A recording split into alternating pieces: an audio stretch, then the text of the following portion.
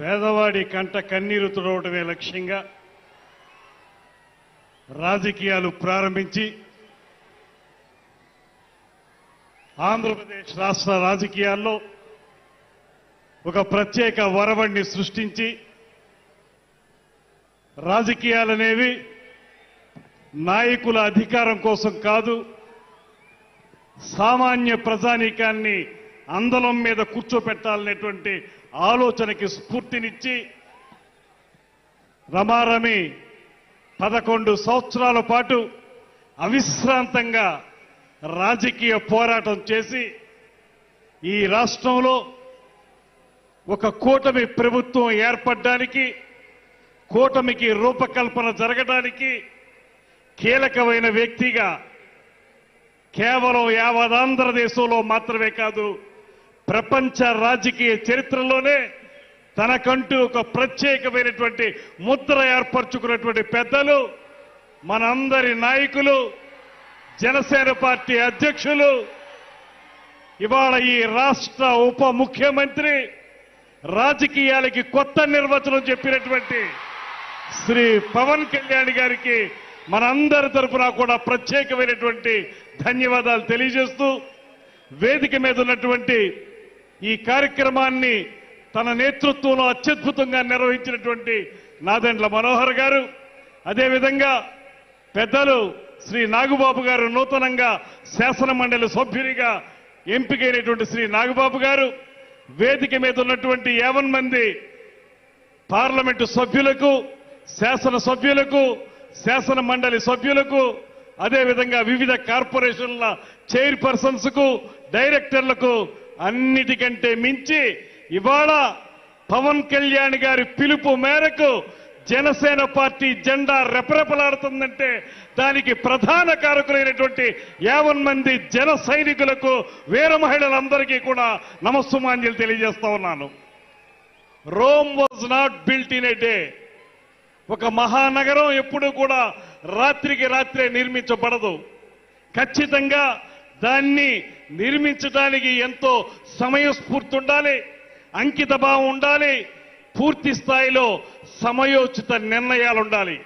ఇవాళ నేను గమనించినటువంటి, నేను పరిశీలించినటువంటి పవన్ కళ్యాణ్ గారిలో తొలి నుంచి ఉన్నటువంటి ఆలోచనలు, అంకిత భావం, ఎలాంటి పరిస్థితుల్లో కూడా ఎత్తిన జెండాని కిందకి దించకూడదనేటువంటి నిఖార్సైనటువంటి రాజకీయవాదం, సమయోచిత నిర్ణయాలు, దానికి మించి అలుపెరిగిన పోరాటాలు, ఇవే శ్రీ పవన్ కళ్యాణ్ గారిని రాష్ట్ర స్థాయిలో మాత్రమే కాకుండా జాతీయ స్థాయిలోనే ఒక అద్భుతమైనటువంటి నాయకునిగా నిలబెట్టినటువంటి లక్షణాలు అనేటువంటి మాటని ఈ సందర్భంగా నేను మనవి చేస్తున్నాను.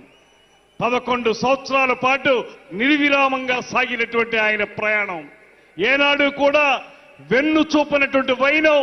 ఆ రోజు 2019లో మనందరం కూడా ఓడిపోతే ఒకే ఒక్క సీట్ వస్తే కూడా మంగళగిరి ఆఫీసులో ఆయన చెప్పిన మాట నాకు ఇప్పటికీ కూడా చెవుల్లో గింగిరుమంటూనే ఉంటుంది.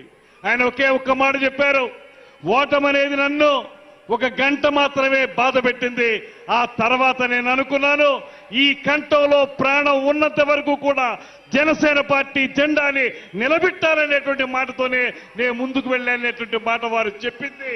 అదే మాకు శిరోధార్యమైంది. ఇవాళ ఆయన మాట ప్రకారమే ఆయనతో కలిసి ప్రయాణం చేస్తా ఉన్నాం. ఇవాళ ఒక శాసనసభ్యుడిగా, ఈ రాష్ట్ర మంత్రిగా, అత్యంత కీలకమైనటువంటి శాఖలకి మంత్రిగా మీ ముందు నేను నిలబడగలిగానంటే దానికి కేవలం శ్రీ పవన్ కళ్యాణ్ గారు చూపించినటువంటి వాత్సల్యమే కారణం అనేటువంటి మాటని మీ అందరికీ స్పష్టంగా తెలియజేస్తా ఉన్నా. ఇవాళ అధికారంలోకి వచ్చిన తర్వాత మీ అందరికీ తెలియంది కాదు, అధికారంలోకి వచ్చిన తర్వాత విర్రవీగే ప్రభుత్వాన్ని మనం చూసాం. నోటికొచ్చినట్టు మాట్లాడేటువంటి దుర్మార్గుల్ని చూసాం. బూతులు తప్ప మరొకటి తెలియనటువంటి నాయకుల్ని చూసాం. ఇవాళ పవన్ కళ్యాణ్ గారిని చూడండి. ఆ రోజు ప్రతిపక్షంలో ఉన్నప్పుడు కూడా ఎప్పుడూ కూడా ఆయన మాట మేరలేదు. ఒకే ఒక్క మాట ఆయనకి చెప్పారు, రేపు అధికారం వచ్చిన తర్వాత మీ పరిస్థితి అవుతుందో గమనించుకోండి అనేటువంటి మాట మాత్రమే ఆయన చెప్పారు.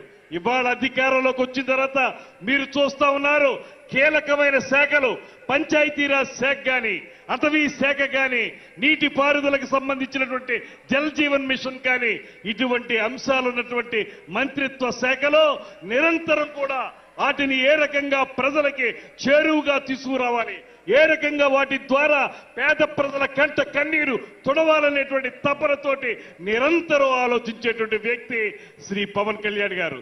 అందుకే వాళ్ళు ఎన్ని మోగినా కుక్కలు అరుస్తాయి, అరిచిన కుక్కల్ని మనం ఏం పట్టించుకోక్కర్లేదనేటువంటి మాటతోటి ఇవాళ ఆయన చేస్తున్నటువంటి కార్యక్రమాలు నేనొక్కటే మనవి చేస్తున్నాను.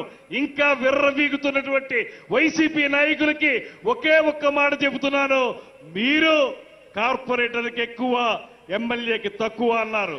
ఇవాళ నేను చెప్తా ఉన్నాను, మీ తండ్రి రాజశేఖర్ రెడ్డి కాకపోతే నువ్వు కనీసం కౌన్సిలర్ కూడా అయి ఉండేవాడు కాదనేటువంటి మాటని ఈ సందర్భంగా నేను మనవి చేస్తున్నా. ఆయనకున్నది ఏనాడు కూడా తన వెనకున్నటువంటి వ్యక్తుల గురించి ఆయన ఏనాడు రాజకీయాల్లో ముందుకు వెళ్ళలేదు. తన ముందున్నటువంటి ప్రజానీకాన్ని, తన వెంట నడుస్తున్నటువంటి జన సైనికుల్ని దృష్టిలో పెట్టుకునే ఆయన రాజకీయాన్ని నడిపారు. అందుకే ఇవాళ ప్రపంచ వ్యాప్తంగా ఒకే ఒక్క మాట చెప్తున్నారు, 100% స్ట్రైకింగ్ రేట్. నిలబెట్టిన 21 సీట్లు 21 సీట్లు నెగ్గటం, నిలబెట్టిన 2 ఎంపీ సీట్లు 2 నెగ్గడం అంటే రాష్ట్ర రాజకీయాల్లో కాదు, జాతీయ రాజకీయాల్లో కాదు, ప్రపంచ రాజకీయ చరిత్రలోనే ఈ రకమైన రికార్డు మరే పార్టీకి, మరే రాజకీయ విధానానికి లేదనేటువంటి మాటని ఇవాళ ముక్త కంఠంతో అందరూ చెప్తా ఉన్నారు. ఈ సందర్భంగా ఒక్కటే నేను మనవి చేస్తున్నాను, ఒక సరైన దిశానిర్దేశం ఇవాళ మనకు చేయబోతున్నారు శ్రీ పవన్ కళ్యాణ్ గారు. మన ముఖ్యమంత్రి గారు చెప్పినటువంటి బాట ఏదైతే ఉందో మనకు చూపిస్తున్నటువంటి ఇద్దరు కూడా, ఒక పక్కన గ్రేట్ విజనరీ ఆఫ్ ఇండియాగా పేరు పొందినటువంటి చంద్రబాబు నాయుడు గారు, మరో పక్కన పేద ప్రజల కోసమే రాజకీయ పార్టీ నడుపుతున్నటువంటి శ్రీ పవన్ కళ్యాణ్ గారు. వీరిద్దరి పైన ప్రపంచంలోనే ఉక్కు మనిషిగా పేరు పొందినటువంటి నరేంద్ర మోడీ గారు, ఈ ముగ్గురు కలిసి ఈ కూటమి ప్రభుత్వం ఈ రాష్ట్రాన్ని సువర్ణాధ్యాయంగా మలచడానికి సిద్ధంగా ఉందనేటువంటి మాటని మరొకసారి మనవి చేసుకుంటూ, వారిచ్చే దిశానిర్దేశంతో ఒక పక్కన పార్టీని బలోపేతం చేసుకోవటం, మరో పక్కన ప్రభుత్వాన్ని మంచి ప్రభుత్వంగా ముందుకు తీసుకెళ్ళడానికి నిరంతర నిర్విరామ కృషి చేస్తామనేటువంటి ప్రతిజ్ఞని తెలియజేసుకుంటూ, మరొక్క మారు మనం ప్రజలకి పునరంకితం అవుతాం అనేటువంటి మాటని మరొక్క మారు మీ అందరికీ తెలియజేసుకుంటూ, ఈ అవకాశం ఇచ్చిన పెద్దలందరికీ కూడా నమస్సుమాంజలి తెలియజేస్తూ సెలవు తీసుకుంటున్నాను. నమస్కారం. జై జనసేన. గౌరవనీయులు మన రాష్ట్ర పౌర సరఫరాల శాఖ మాత్యులు, మన party PSC chairman Shri Nadendla Manohar గారిని ప్రసంగించడం కోరుచున్నాం.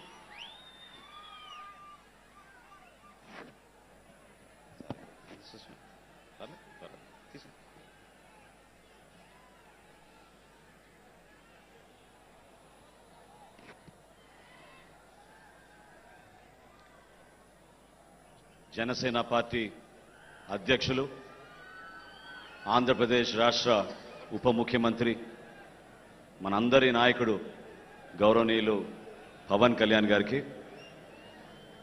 ఈరోజు ఇంత అద్భుతమైన వేదిక పైన